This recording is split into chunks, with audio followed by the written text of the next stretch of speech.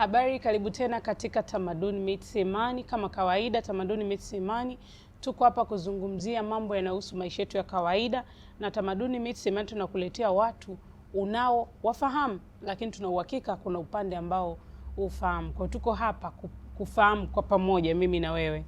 Leo niko na mgeni wetu anaitwa Mr. Black. Utajua zaidi, atajitambulisha zaidi majina yake. Karibu. Shukrani sana. Karibu sana jamani, huyu ni mdogo wangu. Jina lake lingine huwezi amini silijui. Leo ndo wote tunalijua hapa. Karibu. Mimi jina langu kamili kabisa ni naitwa Godsebo Kingsley Msamila. Godsebo. Kingsley Msamila. Jamani wote mlikuwa mnajua anaitwa Godsebo huyu. Yaani ningeambiwa siku ningefanya kitu nakuta Godsebo yani hata ningesahau niteni God ningekutafuta. Ningekupata. Singeamini. Na kingine ambacho wakati na kufuatia ngaja gundua wewe ni mtoto wa mchungaji bwana. Yeah, mwenye kanisa kabisa yeye. Kanisa gani? Ni dogo tulipo Bagamoyo. Kanisa ni kanisa, mnayo kanisa dogo. I mean ni watu wa Anglikana. Anglikana, mtoto wa mchungaji wa Anglikana. Mr. Black anaitwa God. Jamani, kwa kifupi anaitwa Godi. Huyu mnayemwona. Mr. Black. Yeah. I'm speechless kwa sababu nashindwa kuelewa yani hii Mr. Black imetokana na nini from God to Mr. Black. What happened? Mr. Black sasa si ndo ile ni kwa sababu ya rangi. Kwamba wewe ni mweusi? Ni cheusi. Sasa hivi kusema ukweli, alhamdulillah. Mweupe.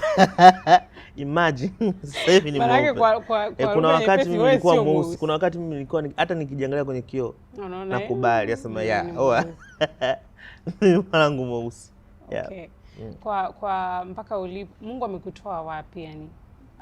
Have you known God kwa sababu ya wazazi wako au ulipata an encounter yako kwa yani wewe ulikutana na Mungu binafsi au ulitambulishwa Mungu? Kwa mimi mzazi wangu mimi ni mchungaji. Lakini kwa uchungaji wake hakuwahi hata siku moja kunikalisha kazi kuniambia labda Mungu anaweza, Mungu anatenda haya, Mungu anatenda haya. Nilikuwa najionea tu kwa macho. Nilivyokuwa darasa la 7, mtihani wangu wa mwisho kuufanya, kiukweli baada ya kumaliza mtihani mimi nilikuwa naamini kabisa 100% mimi siwezi kufaulu kwenda sekondari. Okay. Kwa hiyo nilikuwa nimejiamulia kabisa kwamba narudi Bagamoyo kwenda kufanya mishe yoyote, labda kufunguliwa genge na nini, kukaa zangu kimtaani. Yaani nilikuwa naamini yaso kitoto kidogo. Kama yeye nitatoboa. Kipindi kile unajua unasikiza story kwa mfano labda wasanii wakubwa kwamba ameisha darasa la ngapi lakini amefaulu. Yaani kwamba maisha kutoboa sio mpaka elimu. Kwa hiyo mimi nilikuwa naamini hivi. Nikasema basi ngoja nitarudi tu Bagamoyo na ndani. Lakini rudi Bagamoyo, zile mishe za kwenda kanisani tukawa tunakutana tu na maombi na nini. Kwa hiyo mimi nikajiingiza kwenye maombi. Maombi yangu nilipojiingiza kwenye maombi sasa nikaomba tu Mungu anisaidie kwa sababu unavozidi kukaa mtaani ndio unazidi kupamisi shule. Nikamwomba tu Mungu anisaidie anipitishe tu katika kile kipindi niende sekondari. Na kweli Mungu alitenda hivyo. Ila kiukweli katika mitihani ambayo nilikuwa nimefanya, kiukweli na kiuhalisia, mimi nilikuwa najiwekea kabisa lazima nifeli. Na ulikuwa unaweka kwamba basi sitoboi. Sitoboi kabisa kwa sababu hata mtihani nilikuwa nafanya tu kiuvivu na nini, lakini nikaja nikafaulu. Lakini pia nilipofika sekondari mpaka namaliza nilipofika form 2 kuna ile mitihani ukifeli unarudia, nilitoboa tena. Form 2 hiyo. Umeelewa vizuri? Mpaka form 4 nikasema hapa sasa acha tu niache shule. Ukaacha shule form 4? Form 4 niliacha shule na hata matokeo yangu siyajuagi yakoje. What happened mpaka ukaacha shule?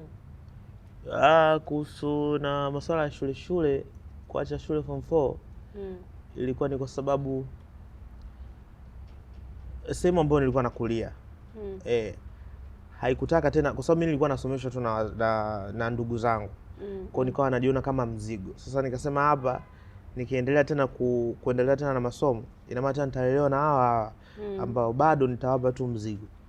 Kwa hiyo nikawa bwana niache shule afu niingie sasa rasmi kwenye masuala ya sanaa. Ndio kipindi hicho sasa kabla nasubiria matokeo nilikuwa naenda sana Chikatu pale. Kwa hiyo kipindi kile ulikuwa na nini? Ndio nilikuwa dogo. Nilikuwa form 4 na maliza shule. Okay. Yeah, I'm still Bado natamani yani hakukuwa na mtu labda ambaye akakuencourage kwamba okay, unaweza ukamaliza form 4 ukanini, yani hakukuwa na hiyo opportunity ya mtu kukuencourage, kwamba mtu kukushauri, kukupa moyo kwamba unatakiwa uendelee na shule? Wengi wapo sasa sana walimu wanaambia kweli una kipaji cha kuchekesha, you are the best comedian, labda una lafudhi nzuri kwenye lakini sasa kwenye lakini hapo na wanatoa mifano, lakini wenzako wote wamesoma which is very true, na ni true kabisa. Wenzako wote wamesoma, yani wenzako wote ambao wakikwambia kwamba mimi nimefanikiwa, lazima wakwambie tu wamemaliza chuo, wamemaliza wapo chuo. Hata comedians wengi sana. Kuna mmoja hata amemaliza master nafikiri mwezi huu. Na kipindi napenda stand up pia kulikuwa na Joel Master. Kwa mtu mwenzako si yule pale form 5 na anafanya mtihani form 6. What happened to you? Hakukuwa na hizo. Kwa ila kweli. Ila niliacha tu. Na you didn't feel yani kwamba okay, natakiwa nirudi tena shule kwa sasa hivi? Yani kwa kipindi kile, katika safari yote hata mpaka sasa, kwa kipindi kile wakati nipo nyumbani sasa ndo nikawa nasema tubo langu liko hapa. Wakati nenda chika tu kweli nikawa nakumbuka maneno ya mwalimu, kwa sababu kila comedian ninayekutana naye pale yupo chuo. Sawa, aliyefeli kafeli form 6 ndo Joel Master kama kana hapa kutoboa kweli ngumu kweli. Nilikuwa na miss kweli shule mpaka nikawa namshauri mzee anipeleke kurudia mitihani ile. Okay. Nikawa namshauri sana, naambia bwana fanya hivi, bwana tufanye hivi, tufanye hivi. Mzee akawa kama anapinga pinga, anambia kama umefeli, kama utaki acha. Tusisumbuane kwa sababu ulifanya decision wewe. Mimi niko upande wa mzee. Hata mimi namwambiaga mtoto wangu hivyo hivyo, ukiharibu umeharibu, that's your life. Mimi maisha yangu ndo haya. Labda mambo yake. Wewe mpaka leo unafikiri maisha ni nini? Yaani mtu akikwambia maisha, nini kinakuja kichwani, au what is life? Maisha ni nini kwako? Unayatafsiri vipi? Maisha ni kitu chochote unachokiishi kuanzia mwanzo ulipokuwepo mpaka unapoelekea, chochote unachokiishi. Maisha kwa mtazamo wangu mimi mkubwa ni naweza kusema kwamba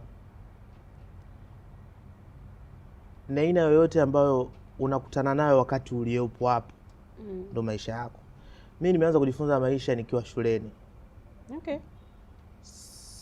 Sio lazima sijasema labda kuelewa kumaliza form 4 labda ndo mtu I mean kuelewa mpaka umalize chuo ndo uwe genius sana mtaani na nini, hapana. Lakini pale pale ukiwa shuleni unajifunza maisha. Mimi nimejifunza shuleni maisha kwenye masuala ya mahusiano, nimejifunza kwenye masuala ya marafiki, kwenye kukataliwa. Okay. So sehemu yoyote ambapo naanza mimi ndo naamini kuna maisha. Na unatafsiri namna hiyo maisha. Okay. What happened ukaacha ukajitoa kwenye kundi la maombi tena? Wakati nimejitoa kwenye kundi la maombi. Si uniambia ulikuwa kwenye kundi la maombi. Sasa nini kilitokea hujaendelea mpaka leo? Sasa dada Mori, nikwambia ukweli, mpaka sasa hivi mimi ni mtu wa kusali sana. Yes. Kitu ambacho watu wakifahamu.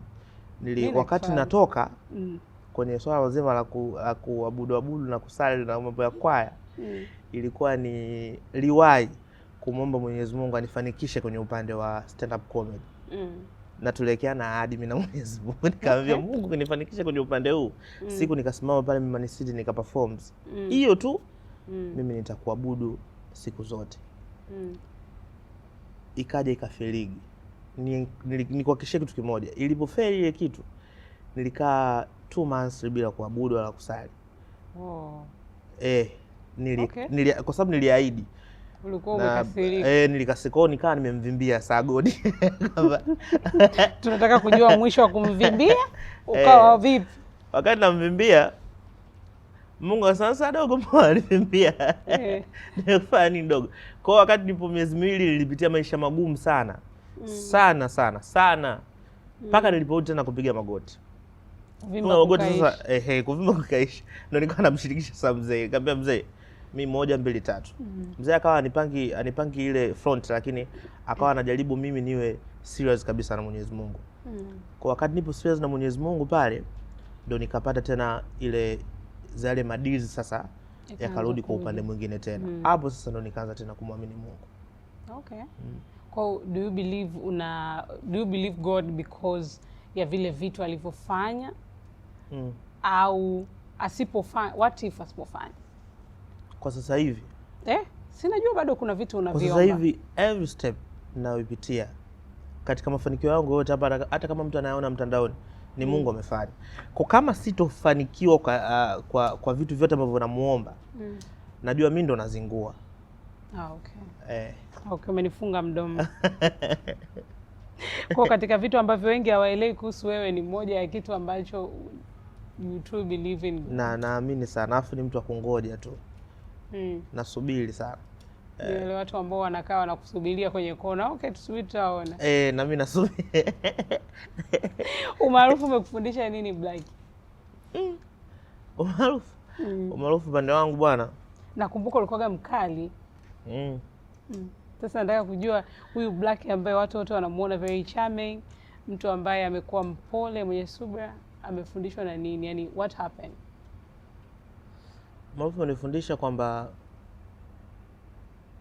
marafiki ni watu ambao wanaamini kwamba urafiki mzuri ni kwenda pamoja na kushuka pamoja. Okay. Ila ikitokea umeenda peke yako, umepanda peke yako, afu mmoja yuko pale pale au ameshuka, huo sio urafiki.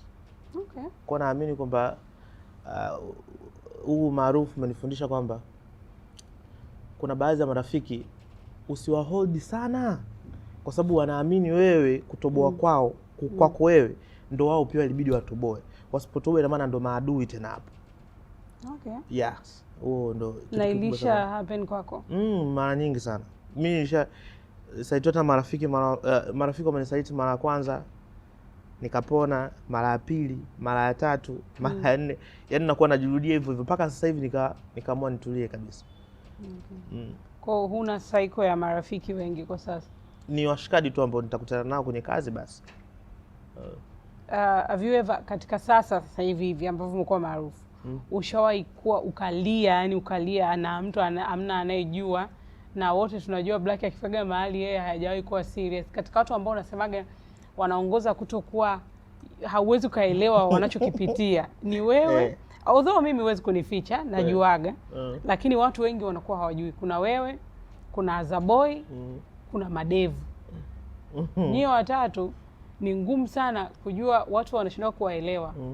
Ishawahi tokea katika sasa hivi ambavyo watu wengi wanakujua, watu wengi wanakuzungumzia, ulikuwa kuna situation unapitia and nobody knew about it? Yeah. Kuna siku moja nililala usiku. Kipindi ambacho madili yote alikata. Na sina hata pesa. Mama mtoto wangu alikuwa na ujauzito. Kipindi nalala usiku, ile hali ambayo ilidumu kama mwezi, sina hela. Niliota ndoto. Wakati naota ndoto, nikamhadithia mtumishi asubuhi yake. Mtumishi akacheka. Alivyoniambia kwamba lala tena utaota maana yake. Nilala nikaota maana yake. Maana ya ndoto ilikuwa ni rafiki yangu ambaye niliwahi kumsaidia kipindi akiwa na mapito magumu sana. Sana. Niliwahi kujitolea, yani yeye ndo mimi. Yule rafiki yangu alienda kwa mganga kwa ajili ya kuzima maisha yangu. Na this is serious kabisa, nilimuona katika ndoto na nikatafsiriwa ile kitu. Wakati namuelezea mtumishi, akaniambia sitakutajia huyo mtu. Yeye anahisi utamjua. Siku ya 4 nakumbuka, nilimuona yule mtu. What did you do? Baada ya hapo, kwa sababu wewe ni Mkristo, ukafanya nini baadaye? Nilikaa ndani, nilikuwa na hasira lakini nililia kama mtoto mdogo. Haki pia. Nililia kama mtoto mdogo. Yule mama mtoto alikuwa ananiangalia, anambia unalia nini? Nililia kama mtoto mdogo. Yaani kile kilio sijaje kuliaga, nilikuwa nalia kipindi hicho. Nilikuwa mtoto mdogo, nilikuwa nikipigwa lakini ule uchungu nililia sana. Kwa sababu nimekutana na adui ambaye ni rafiki yangu ambaye namudu. Ila kakumudu zaidi. Yani kanifanyia utoto mkubwa sana. Kwa kiukweli hiyo siku nililia sana.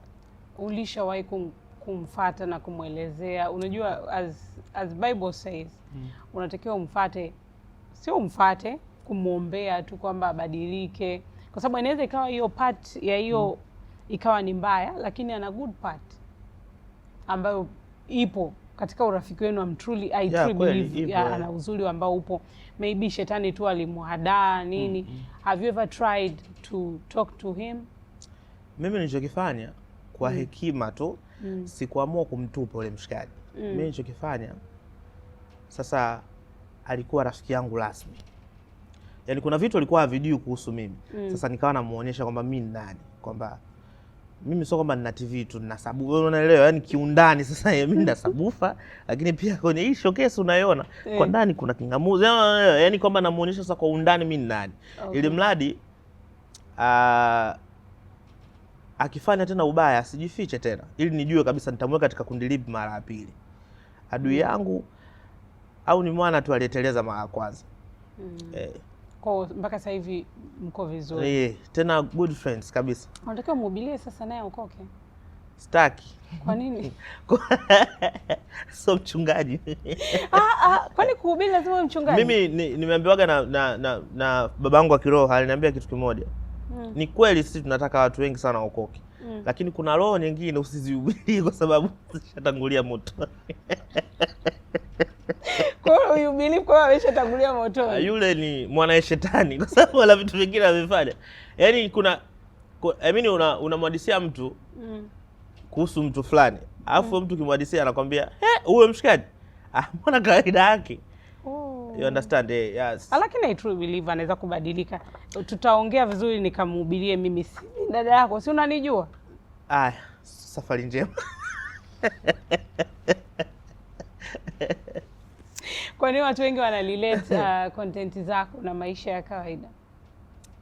Relate like yani kama vile kuna vichekesho vyako ambavyo mtu akiona tu anaanza, yani hii ni yenyewe, yani hivi unakumbuka, anaanza kukumbuka matukio kutokana na hiyo. Sasa kuna influence nyuma ya kile unachokifanya, kinachokufanya uandike yale unayo. Mara nyingi content zangu waga zinanitokeaga. Kwa naaminigi, afu sijui nini, lakini naaminigi kuna vitu vingi sana hapa duniani vinafanana. Yaani mtu akipitia hiki lazima mtu mwingine pia akipitie. Kwa mimi ndo maana nakuaga na teseka sana kutengeneza content, kwa sababu natamani kitu ambacho nimekipitia mimi wewe pia unakijua, ulishawahi kukipitia, ndio maana nakitengeneza content. Na watu wengi hawajui kama mnaandika. Hawajui kama mna notebook kabisa. Hajaka tunalopoka. Wangejua kama wao mnaandika note. Tunateseka. Hivi mfano leo itokee sasa, ndo umesikia kabisa sauti Yesu anakuambia, Black, I want you to leave everything. I want you to become a pastor. What would you do? Kwa pastor? Ndio unataka sawe mchungaji. Kwa mara kwanza kusema kweli. Yes, ndio tunachukulia sasa, ndio scenario inashatokea. Ndio hivyo, ndio sauti imeniambia. Nitabishana nayo. Kuna mambo nitampanga, naambia mzee, kweli babangu wako kijaga hivyo mtu anafanya, lakini mimi ungeniacha kwanza. Kwa nini akuache kwanza? Kuna vitu inabidi avitimize. Sasa alafu pia hiyo kuacha kila kitu hiyo nao noma. Kwa nini usianzie hapo mimi nilipo? Kwa nini nimekukosea nini mzee? Yaani kuna vitu vingine naye. Niza sema sawa nitakubali. Hiyo itakuwa kwa mbinde sana. Yaani wataka anzie ulipo. Anzia hapo mimi nina gari. Nina gari. Sawa, mimi ndio kipindi hicho sana na nyumba yangu fresh. Sasa naachaje hivyo gari na nyumba?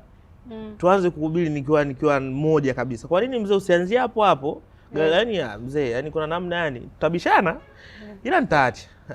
Ila kwa mbinde sana. Ila kwa mbinde sana. Yeah. Kuna mstari gani mwembamba kati ya utani na kukosa heshima? Kwa sababu unajua comedian ni watu ambao wengi wasiowafahamu hawajui kama mnaongea ukweli kupitia utani. Mnavunja heshima ya mtu kupitia utani.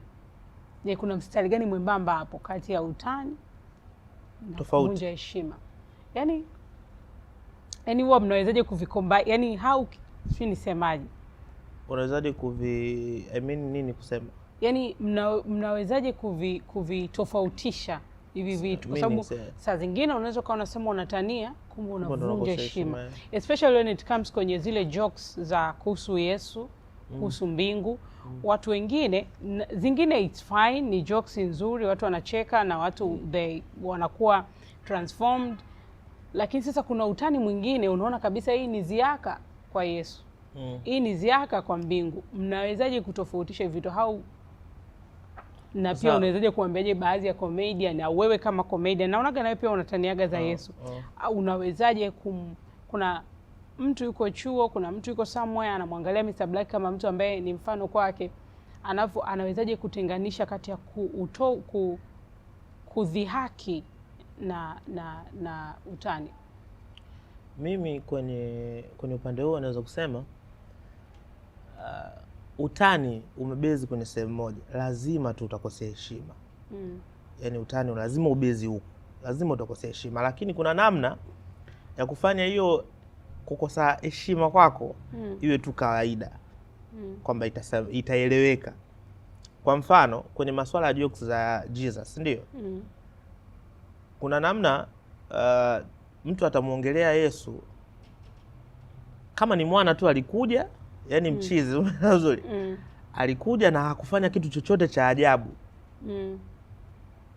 kwa dhihaka kabisa, lakini yeye akachukulia tu ni simple. Yani meanings ni kwamba mtu ambaye anatoa hiyo joke hamwamini Yesu, ila tu kwa sababu tu anataka achekeshe anamzungumzia Yesu kikawaida.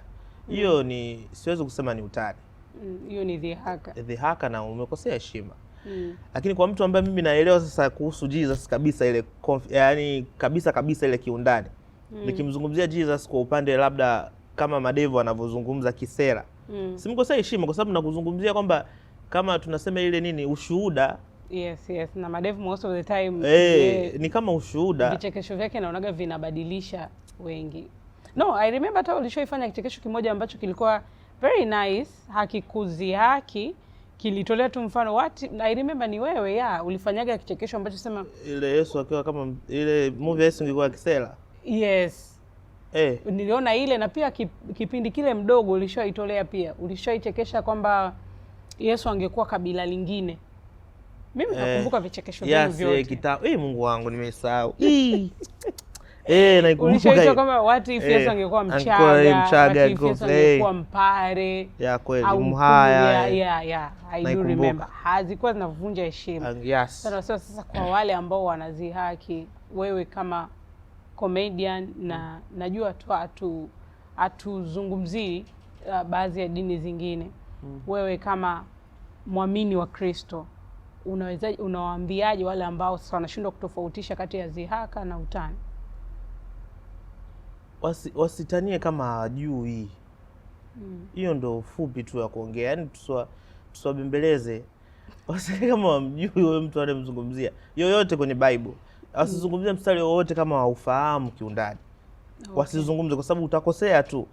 Unaweza kaongea vizuri lakini mwishoni utakosea, utaharibu tu. Na najua comedy inataka mjue kitu kabla hujatania. Kitu alafu ndio uweze kuongea. Yaani utakosea tu. Lazima ujue kabisa.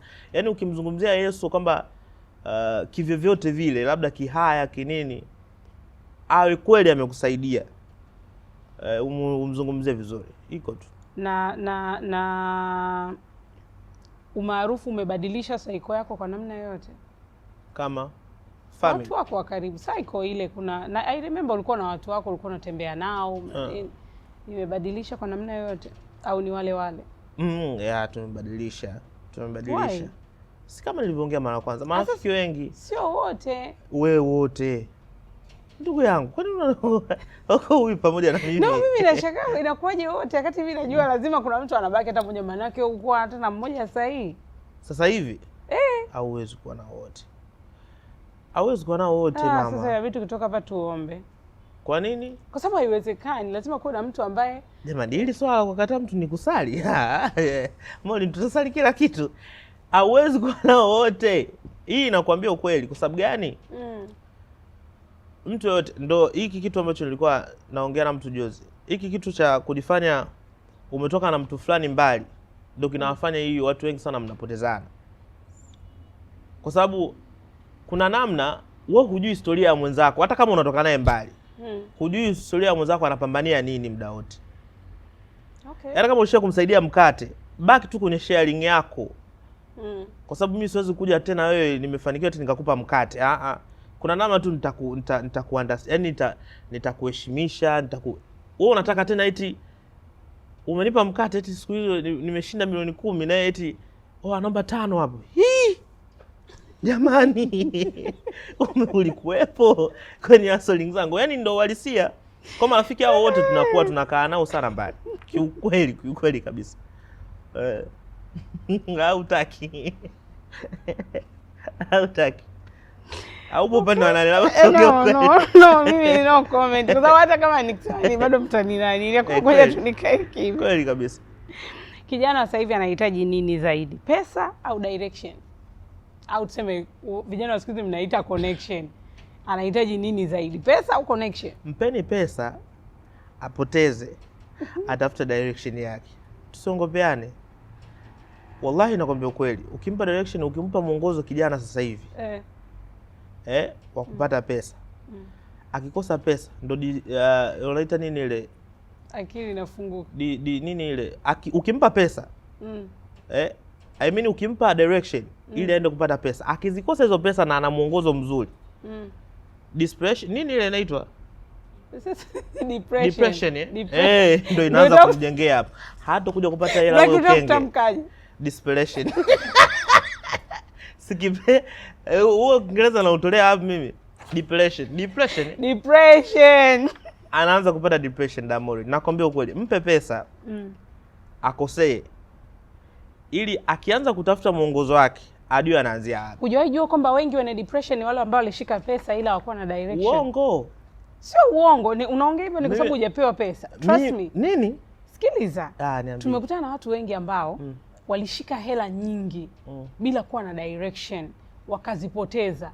Ushakutana na mtu aina hiyo? Sasa mimi nikwambie ukweli Damori. Mtu yote ambaye amekuja kushika pesa nyingi alafu akawa hana mwongozo, meanings ni kwamba huyo mtu alikuwa na mwongozo akapata hela. Yaani mtu yote anayeshika hela nyingi ina maana alishakuwa na mwongozo wa kuzishika hizo hela. Mwongozo mpaka uje kupata hizo hela, meanings ulikuwa nothing. Mpeni pesa huyo mtu atumie ili atafute mwongozo mzuri. Mtu ambaye amefeli kwenye hela, ukimwambia njia ya kupata hela, si ndio? Akishafeli kwenye hela, kumbe njia ya kupata hela. Alafu mpe mwongozo kwamba ukishashika hela, tumia kitu fulani kwa ustaarabu. Anakuelewa sana. Kwa sababu alishaipoteza. Kisha kufilisika. Kumbe okay. Kwa hiyo hivi kutoa mwanamke out nao noma mbaya sana kama kubwa. Lakini eti hakana hela tu ndo nakiongoza mwanangu kutumia hela, ujinga. Kwenda maklabu hivi kuwasha vibango, ujinga. Hajui chochote. Sasa akija kushika hela, ushampa huo mwongozo, anakuja kukosa hela, anaona wale wanaowasha vibango wana akili sana. Sema basi tutakuwa kufuta njia zao. Kwa hiyo unataka tuanze na kumpa hela kwanza. Mpe mwongozo. Mwongozo kwani tunaficha nini? Mwongozo ina maana mshauri mtu asiloge. Muamini Mungu, kuwa na mifungo, sio miongozo yenyewe. Fanya biashara yako, endelea kumwomba Mungu, usiende kwa mganga. Lakini kwa ushauri wangu sasa hivi mnatishiana kwa mganga. Kwa ushauri wangu sasa hivi, mwache aloge. Akishaloga kikimlamba aje hapa. Wewe kweli ufai kwa mchungaji? Mimi sifai. Nimekubali. Tutapoteza watu wengi kwanza. Kondoo wote wanapotea. Ili waje kunyoka, tunabishana sana na hao walokole wetu sasa hivi ambao wanashinda makanisani, kwa sababu tunawaforce kuaminisha vitu ambavyo hawavijui. Yaani hiyo kazi ni kubwa sana ya uchungaji, sio ndogo. Kumwaminisha kondoo kwamba pombe ni mbaya. Na jana alitoka kunywa. Huyo ni mzuri. Alielewa, afu unamfundisha pombe ni mbaya. Ni mzuri, baadaye ataweza kunyoka. Mbaya hajai kunywa. Na ana rafiki yake ambaye akipita depression anakunywa pombe. Utampoteza mbeleni kule. Na ukimpoteza wewe arudi tena. Mwache anywe. Ili ukimwelekeza akuelewe mama. Okay. Trust me, yeah. Kuwa baba kumekubadilisha kwa namna yote? Kuwa mzazi. Kuwa baba. Ndio mzazi. Sio mzazi. Mzazi ni issue nyingine, kuwa baba. Yaani ule ubaba. Kubadilisha. Sasa hivi nakuwa eti na wewe ni baba. Kwa nini? Imeniuma sana. No way. Mimi ni baba wewe. No, yani bado mdogo kwangu, bado mdogo wangu, sio baba. Kizazi kinachokuja ndio maisha yanazidi kwenda. Kizazi kinachokuja kuna mtu atakuwa na mtoto akiwa na miaka 20, 19, 18, ndio kizazi kinachokuja. Kwa baba mimi kumenibadilisha kitu kimoja. Sasa hivi sishauriwi na marafiki. Sasa hivi nashauriwa na mzazi mwenzangu na namuelewa sana kwa sababu pia na yeye ni mzazi kama mimi. Na pia ninasai kwa watu wengi sana wazazi. Wa baba mmekutana? Wa baba. Yaani tunakuwa afu ninakuwa na inspired na vikao sana. Blake mniache. Haya nakwambia kweli. Eti sijui eti labda kuna labda nataka niandae party na nini, lazima tukutane vikao. Tunafanyaje wazazi? Yaani kwa baba nimebadilisha sana. Nimekuwa serious sana vitu vyangu. Mimi bado siamini si Blake naye ni baba. Itanichukua muda mrefu sana kuamini. Sawa. Hili jambo ninatakiwa nilimeze taratibu. Ushawahi waza kuweka pale kwenye, I know profile yako umeandika kwamba you are a God believer hivyo. Have you ever tried siku moja labda ukatenga kwa mwezi mmoja nimvunie Yesu nafsi moja na kupitia page yangu? Try to do anything, activity yenyewe yoyote tu ile ya kumtangaza Kristo. Ushawahi waza? Nishawahi kuwaza, lakini sasa nishawahi kuwaza, yaani hiyo sio uongo. Nishawahi kuwaza. Na mara mwisho ilikuwa wiki iliyopita tu hapa. Kabisa. Sasa sijui ulijuaje? What happened? No, yaani tupo katika hiyo mifumo. Kuna content kabisa hiyo niliandaa kabisa. Ni so mwezi, ni miezi hata 2 mitatu. Kabisa kwa sababu huwa na enjoy sana kufanya content za kuaminisha watu kuokoka na kumjua Yesu. Kwa hiyo tutarajie content moja inayokuja ambayo itakuwa walao unamweka Yesu Kristo. Mungu atanisaidia. Tafanya sana. Mimi pia nitakukumbusha ili siku nyingine tukija kukuita tena tunakuja kuizungumzia hiyo content. Mungu tusaidie. Mungu amesha kusaidia jamani, asanteni sana. Tulikuwa na Mr. Blake au wengine wanamuita God Save. Yeah, God Sabo. God is able. Au God is able. Sasa ile unaunganisha ile. God Save. Hey! Hili jina ni kubwa sana huyu mtu amepewa. Even you may. No, yani serious. Hata watu leo wakisikia unaitwa God Save, watashtuka. Yaani mtu anajua wewe labda unaitwa nani tuone. Yale majina ya Sumbufu, Yusufu, Shafi. Kwani mtaja mdogo wangu Shafi, really? Shafi. Kuna watu wana majina mazuri sana pia. God Save ni jina kubwa zuri, yani utakiwa uwe mstaarabu mpole. Mimi mpole Damoli. Mimi? Kutokea nini? Mstaarabu sana. Naomba tumalize tu hapa, huyu ananichanganya.